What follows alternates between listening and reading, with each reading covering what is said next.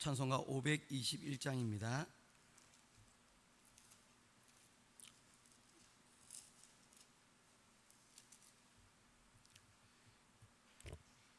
구원으로 인도하는 그 문은 참 좁으며 생명으로 인도하는 그 길은 참 험하니 우리 몸에 지워 있는 그 더러운 죄짐을 하나 없이 벗어놓고 힘써서 들어갑시다. 구원으로 인도하는 그 좁은 문 들어가 영생으로 인도하는 그 생명길 갑시다. 이 세상에 많은 사람 큰 문으로 들어가 넓은 길로 갈지라도 멸망으로 끝나니 세상 헛된 부귀영화 모두 내어버리고 주의 말씀 순종하여 그 생명길로 갑시다. 구원으로 인도하는 그 좁은 문 들어가 영생으로 인도하는 그 생명길 갑시다. 구원의 문 열렸으니 주의 공로 힘입어 주저 말고 들어가서 생명길로 갑시다. 구원의 문 닫힌 후엔 들어가고 싶으나 한 번 닫힌 구원의 문 또 열려지지 않으리.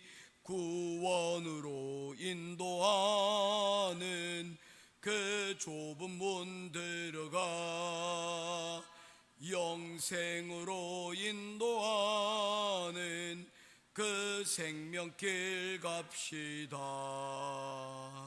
아멘.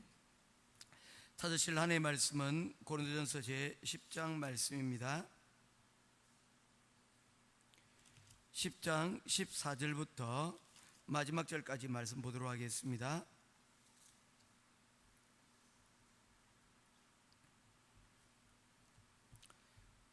한 절씩 교독하며 보겠습니다. 그런즉 내 사랑하는 자들아 우상 숭배하는 일을 피하라.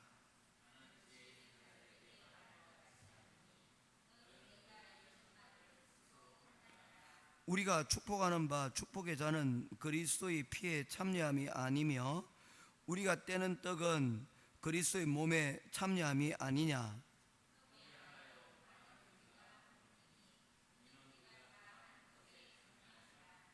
육신을 따라 난 이스라엘을 보라. 제물을 먹는 자들이 제단에 참여하는 자들이 아니냐.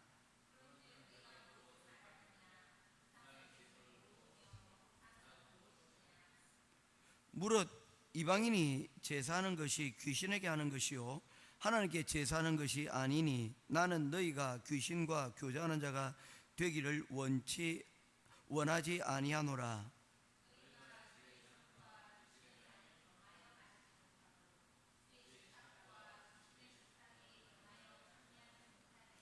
그러면 우리가 주를 노여워하시게 하겠느냐? 우리가 주보다 강한 자냐?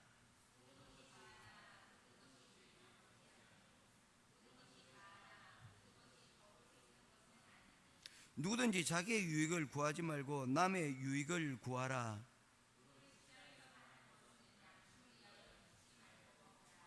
이는 땅과 거기 충만한 것이 주의 것임이라.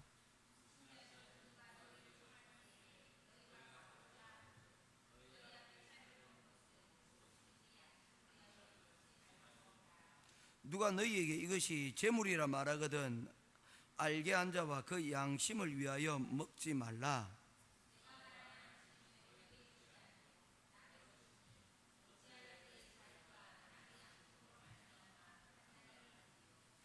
만일 내가 감사함으로 참여하면 어찌하여 내가 감사하는 것에 대하여 비방을 받으리요.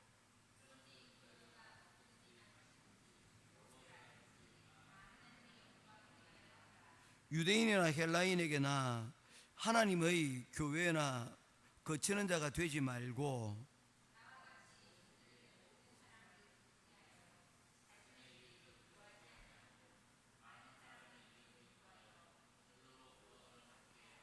아멘.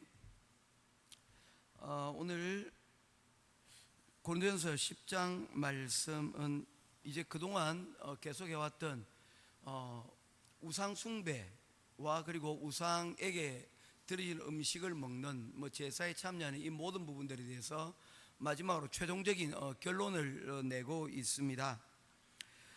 바울 사도가 이 부분에 대해서 말씀하고 있는 부분은 양심에 대한 부분을 우리들에게 지적을 하고 있습니다.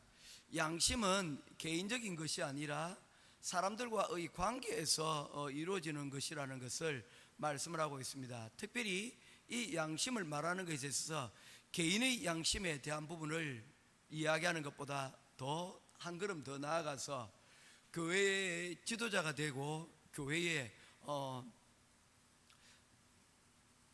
리더가 된 자들에게 하는 이야기라는 것입니다. 왜냐하면 리더는 자신의 개인의 양심도 돌아봐야 되겠지만 이 모든 것들을 뭐 해야 됩니까?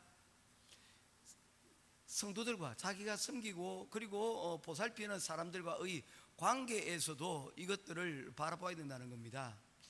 군대 가면 사실 마음이 좀 편하다고 합니다. 몸은 힘들지만 마음이 편한 이유가 뭘까요? 다 일이 그냥 시킨 대로 하면 되기 때문입니다. 그에 따르는 책임이 사실은 많이 주어지지 않습니다. 시키면 시키는 대로 그냥 하면 되는 거예요. 그런데 일종의 간부가 되어지면 자신이 하는 일과 내리는 지시가 또한 뭡니까? 자신의 성진 부분들도 있고요, 진급이나 이런 부분들도 있고, 이 전체의 부분들에서 한번 고려를 해볼 필요가 있다는 것입니다. 그 부분들에 대해서 이 우상숭배의 이야기를 다루고 있습니다. 그래서 첫 번째 우리가 한번 14절에서 다루볼 것은 우상숭배하는 일에 대하여서 바울 사도는 단호하게 말씀을 하고 있습니다. 14절 말씀입니다. 같이 보겠습니다. 시작. 그런즉 내 사랑하는 자들아 우상숭배하는 일을 피하라. 이거는 기본적인 원칙을 우리들에게 주고 있습니다. 지도자나 지도자 아닌 자나 모두가 다 이 말씀에 대해서 우리가 기본적으로 들어야 될 바로 그것에 대해서 원칙을 정해주는데, 그 원칙은 우상 숭배하는 것에서부터 피하라는 것입니다. 싸워서 이겨내라 라고 말하지 않고 그것에 대해서 오히려 어떻게 하라는 겁니까? 피하여 도망하라 라고 말씀을 하고 있는 것입니다. 그처럼 당시에 이 우상 숭배의 문제가 이 고린도 교회에서는 만연한 문제이기 때문에 사실 그 고린도의 문화 중에 하나였기 때문에 이것을 극복하여 이겨내려면 다른 방법이 없었습니다. 이 곳으로부터 도망하고 탈출하고 다른 곳에서 사는 방법밖에 없다는 것입니다. 우리가 여러분 우리 학교 학생들을 보게 되어지면 언제부터인가 일본에서 좀 나타난 좀 나쁜 문화들이 좀 들어왔습니다. 왕따 문제죠. 예전에 이 왕따 문제를 처음으로 저는 뉴스를 통해서 들었는데 이지메라고 해서 일본에서 나온 그런 문화였습니다. 일본이 그와 같은 문화를 가지고 있었던 이유들은 일본은 필리핀과 같이 섬나라여서 각 지방자치가 이렇게 잘 이루어진 곳입니다. 그걸 번이라고 합니다. 필리핀에서는 그것을 가리켜서 바랑가이라고 이야기를 하죠. 그래서 통일된 국가를 가지지 못하고 각 지역별로 여러분 그렇게 살고 있었던 것입니다. 지역별로 시족별로 그렇게 살고 있었던, 우리로 치면 어떻습니까? 요즘도 우리나라에 가보면 집성촌이라고 해서 여러분 같은 성씨들이 모여 살고 있는 그런 곳들이 여러분 있지 않습니까? 특별히 안동에 가면 안동 김씨가 유명하죠. 동네에는 동네 정씨가 있습니다. 저는 사실 동네 정씨는 아닙니다. 뭐 이렇듯 여러 여러분 부족들이 또는 시족들이 여러분 있는데, 이 시족이 좀 더 커지게 되면 부족이 되어지고, 이 부족이 여러분 도시국가를 만들고 그와 같은 형태로 발전을 하게 됩니다. 그 중에 하나가 여러분 형태가 뭐 가야라고 하는 그런 부산 근처에 있는 곳들도 그러합니다. 이런 자그마한 국가들이 일본 가운데 여러분 여러 군데 있었다는 겁니다. 이 번들이 각자의 여러분 번들이 있었는데, 이 번들을 통일한 사람이, 최초로 일본에 통일한 사람이 도요토미 히데요시라고 하는 요시라고 하는 사람입니다. 이 풍신수길이라고 하죠. 이 사람이 일본을 처음으로 이제 통일을 하게 된 겁니다. 그 전까지만 해도 각자의 여러분 자그마한 그러한 마을 부락 위주로 살았는데, 그곳에서는 이 마을을 부락을 벗어나게 되어지면 곧 그것은 죽음을 뜻하는 것이었습니다. 왜냐하면 우리나라에서는 문제가 있으면 여러분 우리 조상들이 임진왜란이 일어나고 호란이 일어났을 때 여러분 어디로 도망을 갔습니까? 일본의 일제하에서 만주로 그냥 도망을 가버리지 않습니까? 임진왜란 때도 한양에 있다가 평양으로 가고, 평양에 있다가 여러분 의주로 가고, 사실은 중국으로까지 넘어가려고 했던 그런 부분들이 있지 않습니까? 그런데 일본은 섬나라이기 때문에 거기서 문제가 해결되지 않으면 곧 그 바람가이를 벗어나면 곧 버려지는 것이고 죽는 것과 같았다는 것입니다. 그런 상황 가운데서 이 섬나라에서는 굉장히 자신의 그 자리를 유지하고 사는 것이 굉장히 중요하였습니다. 그래서 일본의 문화 가운데 하나가 와입니다. 와, 평화죠. 그래서 이 화자를 살펴보게 되면 쌀미자에 입구자가 들어 있습니다. 뭡니까? 먹고 살려면 어떻게 된다는 것입니까? 조화롭게 평화롭게 살아야 된다는 것입니다. 튀는 행동을 하면 안 되는 거죠. 그래서 그런 가운데 만들어졌던 것이 여러분 이지매입니다. 뭔가 자기가 있던 그 자리에서 집신을 만드는 사람으로, 혹은 우산을 만드는 사람으로, 음식을 만드는 사람으로 각자의 역할들이 있는데, 그 역할들을 어떻게 하는 것입니까? 날 때부터 주어진 거예요.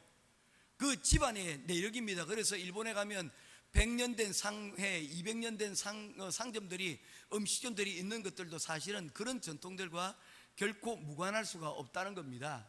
그런데 이 모든 것들이 뭐라고 위한 겁니까? 함께 더불어 살기 위한 그런 거였다는 것이죠. 그런데 거기에서 문제가 생기면 어떡합니까?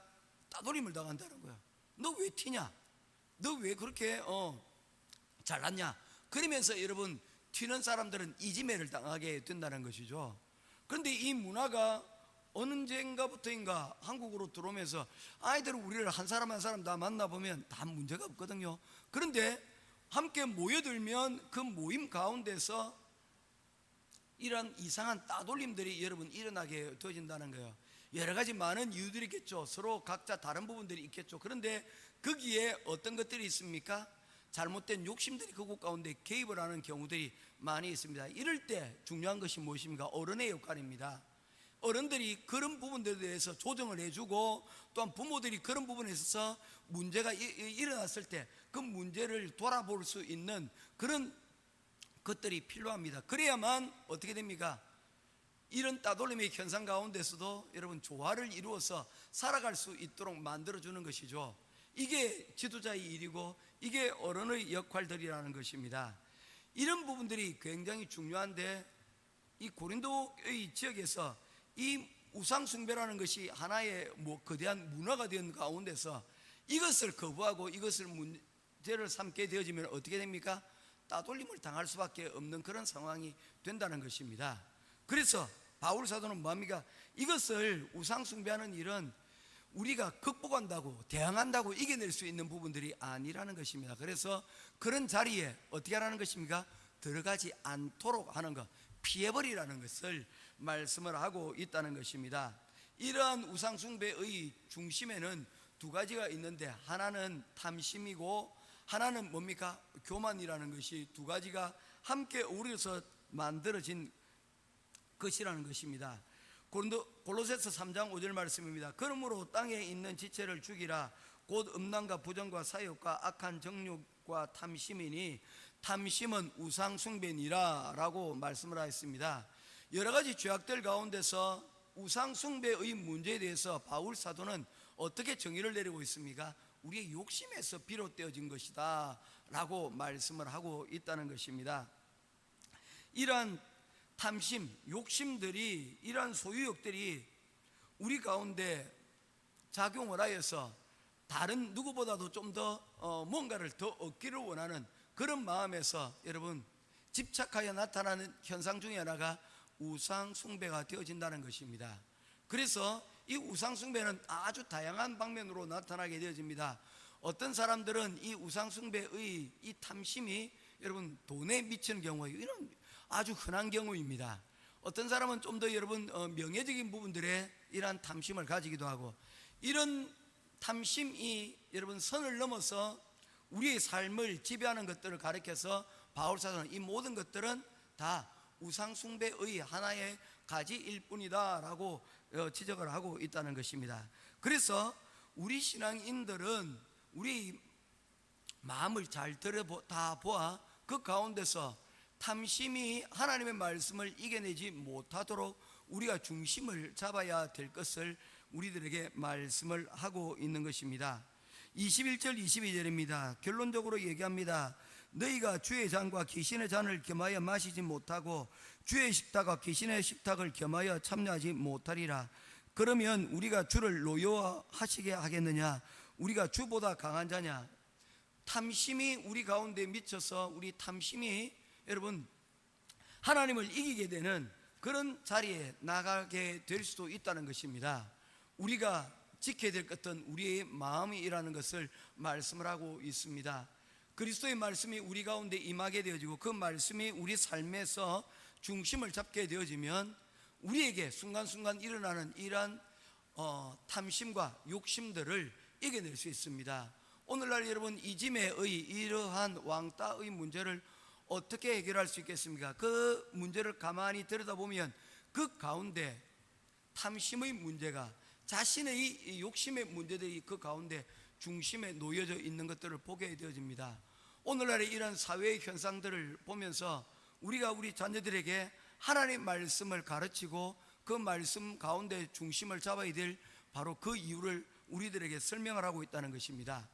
이러한 부분들에 우리의 말씀이 중심이 되어 있지 않으면 우리는 우리 마음을 우상에게, 귀신에게 우리 마음을 빼앗기게 되고 그 마음 결국에는 사람을 해치고 그리고 사람을 다스리는 자리에 나갈 수밖에 없다는 것을 말씀을 하고 있습니다. 그렇다면 이제 바울 사도는 23절부터 마지막 33절 말씀에 여기까지 크리스천의 행동 원리를 우리들에게 세 가지를 말씀을 하고 있습니다. 그 중에 첫 번째, 두 번째 것이 바로 23절의 말씀에 기록이 되어져 있습니다. 같이 보도록 하겠습니다. 시작. 모든 것이 가하나 모든 것이 유익한 것은 아니요 모든 것이 가하나 모든 것이 덕을 세우는 것은 아니니. 바울 사도는 두 가지 우리 그리스도인의 행동 원칙을 말씀을 하고 있습니다. 첫 번째 것은 무엇입니까? 이게 유익한가 유익하지 못한가 여러분 살펴보라는 것입니다. 우리가 영화를 보게 되면 영화에도 보면 등급들이 있지 않습니까? 미성년자 관람가, 그리고 15세 이상가, 그리고 18세 이제 성인가 이렇게 되어져 있습니다. 우리가 18세 이상이 되어지면 어떻습니까? 성인 영화들도 능히 볼 수가 있습니다. 그 성인물이라고 하는 곳에는 이런 성적인 부분들도 있지만 그곳에는 폭력적인 부분이라든지 아니면 좀 사회에서 어린아이들이 감당하기 좀 어려운 부분들이 그 내용 속에 포함되어 있을 경우에 이런 부분들을 나름 금하기 위해서 만들어진 것입니다. 그런데 우리가 성인이라면 성인 영화를 볼 수 있지만 어떻게 하라는 것입니까? 이것이 과연 나의 영적인 삶 가운데 내가 그리스도인으로서 유익한가 유익하지 못한가에 대하여서 한번 생각해 보라는 것입니다. 이것이 신앙인의 첫 번째 원칙이 되어진다는 것입니다. 어떤 사람이 있었습니다. 그 맥도날드 앞에서 구걸을 하는 사람이었죠. 그래서 그것을 안타깝게 지켜보던 한 사람, 그 맥도날드의 이 오너가 그 사람에게 제안을 하였습니다. 여기서 그냥 이렇게 구걸하지 말고 안에서 이 맥도날드 아르바이트를 하는 게 어떻느냐라고 제안을 했다는 거예요. 그런데 이 사람의 대답은 뭐였겠습니까? 안 하겠다는 겁니다. 왜 안 하겠다는 겁니까? 그곳에서 일하는 것보다 구글에서 얻는 것들이 훨씬 더 금액들이 많다는 것입니다. 물론 많은 날도 있고 적은 날도 있겠죠. 그런데 여러분 어떻습니까? 구글하는 것과 맥도날드 안에 들어가서 일하는 것 어떤 차이가 있습니까? 결국 과연 돈의 차이만 여러분 달라질까요? 그렇지 않습니다. 더 중요한 것은 이 삶이 여러분 일하게 되어지면 내 삶이 어떻게 됩니까? 나름 체계화되어지고 루틴이 만들어지고 어떻게 하면 여러분 살 것인가에 대한 계획들도 만들어지게 되는 것입니다. 일상이라는 것들이 만들어지게 되어진다는 것이죠. 그런데 돈을 좀 더 많이 벌더라도 여러분 구걸하는 삶은 일정한 루틴이 만들어지지 않습니다. 그것은 매일매일 삶이 여러분 요행과 운에 따라가는 삶이 되어지고 말 것이기 때문입니다. 우리가 여러분 자수성가해서 나름대로 여러분 열심히 노력을 해서 백만장자가 되고 천만장자가 되는 것과 한 번에 로또에 당첨이 되어서 백만장자가 되고 천만장자가 되는 경우가 있습니다. 거의 대부분의 사람들이 백만장자가 로또를 통해서 백만장자가 되고 천만장자가 된 사람들의 결과물들이 좋지 못하는 것들을 우리가 보았습니다. 왜냐하면 이 백만장자에 이르기까지 이르는 그 과정이 그 가운데 없었기 때문입니다. 과정이 없었기에 이러한 그에게 순식간에 이루어진 이러한 운들은 그냥 날아갈 수도 있다는 것입니다. 모든 것이 여러분 가능하나 유익하지 않은 것들도 여러분 우리 가운데 있다는 것입니다. 이 유익함은 단순한 이익이 아니라 우리의 일상의 여러분 조직이고 일상의 루틴을 만들어내는 것과 같다는 것입니다. 우리의 신앙생활도 마찬가지입니다. 감정적으로 여러분 우리가 하나님 앞에 이 영적인 수리내나 이런 것들을 통해서만 얻는 것이 아니라 우리의 영적인 삶들이 여러분 그날그날의 나의 감정을 따라서 마치 거지가 적선하듯이 내가 급하게 되어지면 하나님 앞에 구하고 또한 여러분 그갈 때 얻어지는 것들이 아니라 일상의 영성으로 여러분 우리의 신앙이 세워져 나갈 수 있도록 우리가 해야 된다는 것입니다. 이것이 우리의 신앙의 유익이 될 것이라는 것입니다. 그렇지 못하다면 우리의 신앙생활이 저 우상숭배하는 자들과 다를 것이 없다는 것을 바울 사도는 지적을 하고 있는 것입니다. 모든 것이 유익할 수 있지만 그러나 모든 것이 다 유익한 것만은 아니다라고 얘기하는 것입니다. 그런 의미에서 볼 때 우리가 매주일 시간을 정해서 예배를 드리고 매일 아침 시간을 정해서 예배를 드리고 기도하는 것은 굉장히 중요한 것이 되어집니다. 두 번째는 덕을 세우는 것입니다. 23절 말씀에서 모든 것이 가하나 모든 것이 덕을 세우는 것은 아니다라고 말씀하고 있습니다. 덕이라는 것은 일종의 도덕을 의미하는 것입니다. 도덕이라는 것이 무엇입니까? 내 혼자 살아가는 것이 아니라는 것이죠. 그래서 이웃들도 함께 배려하고 그리고 그들과의 관계도 생각을 한다는 것입니다. 그래서 이 도덕이라는 것은 뭡니까? 혼자 살아갈 때는 이런 도덕 윤리 같은 게 아무것도 필요가 없습니다. 이것은 함께 더불어 살아가기 위한 일종의 장치인 것이죠.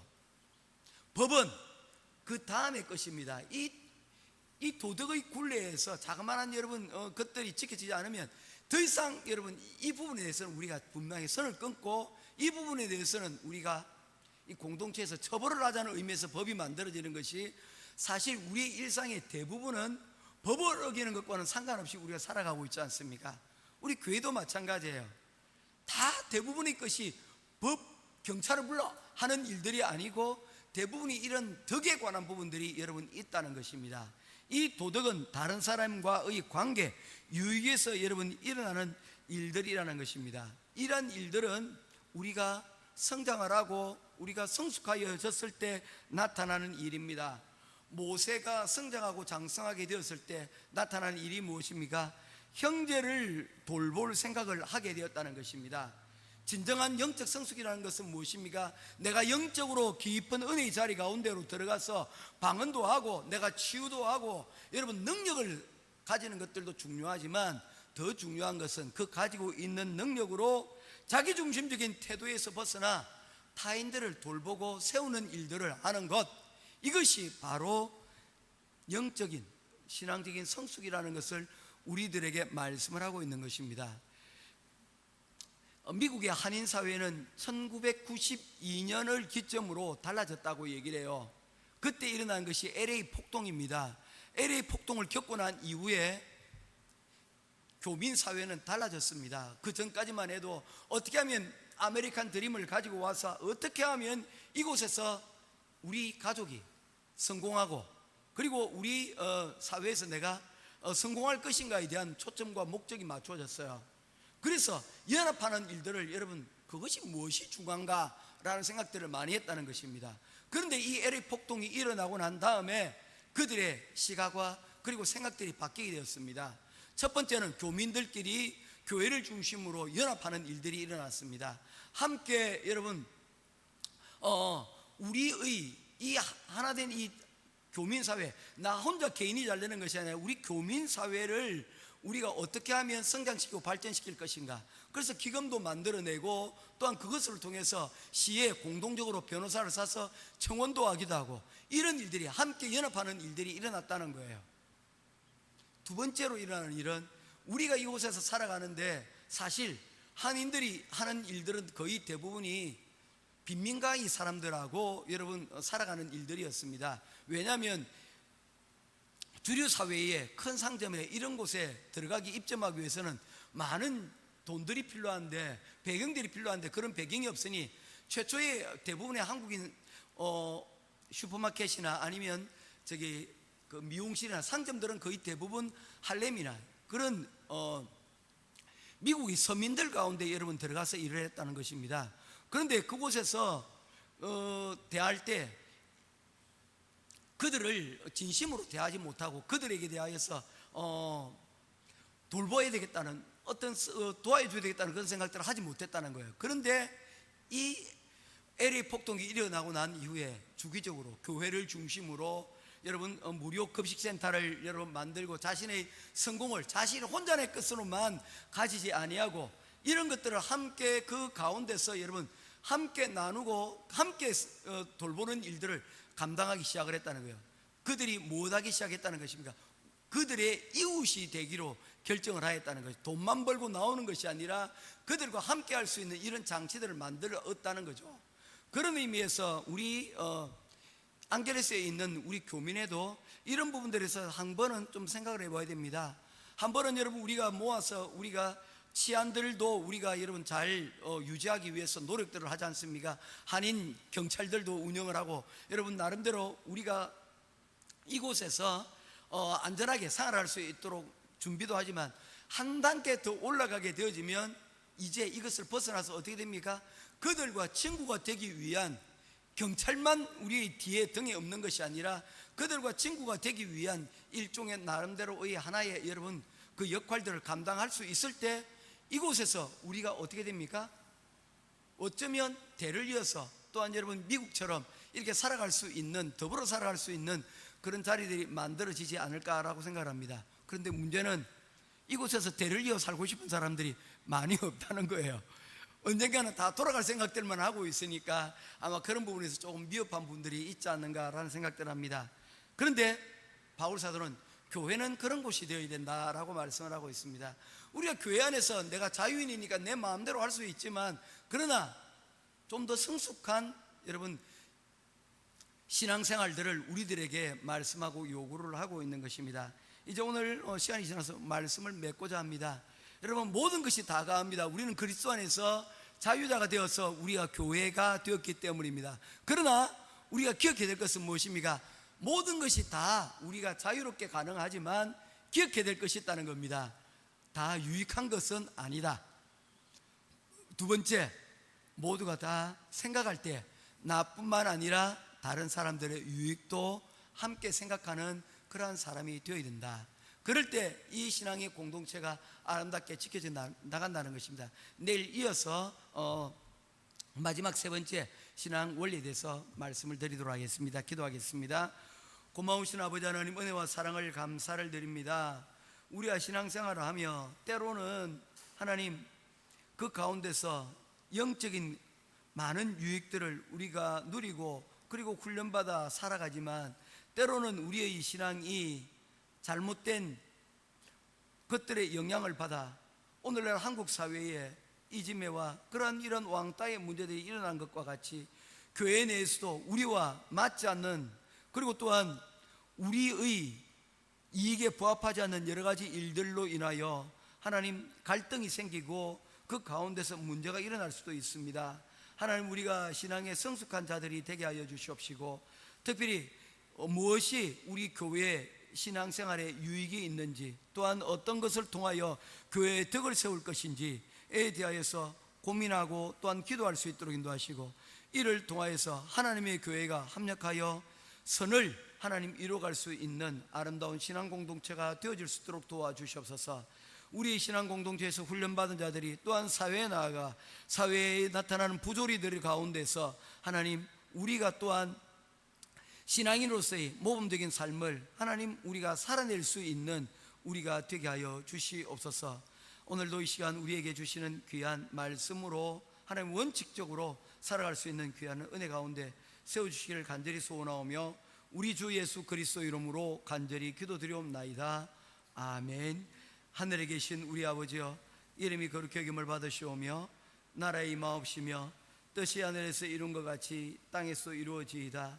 오늘날 우리에게 일용할 양식을 주옵시고, 우리가 우리에게 죄의 전자를 사해준 것 같이 우리 죄를 사하여 주옵시고, 우리를 시험에 들게 마옵시고 다만 악에서 구하옵소서. 대개 나라와 권세와 영광이 아버지께 영원히 있사옵나이다. 아멘.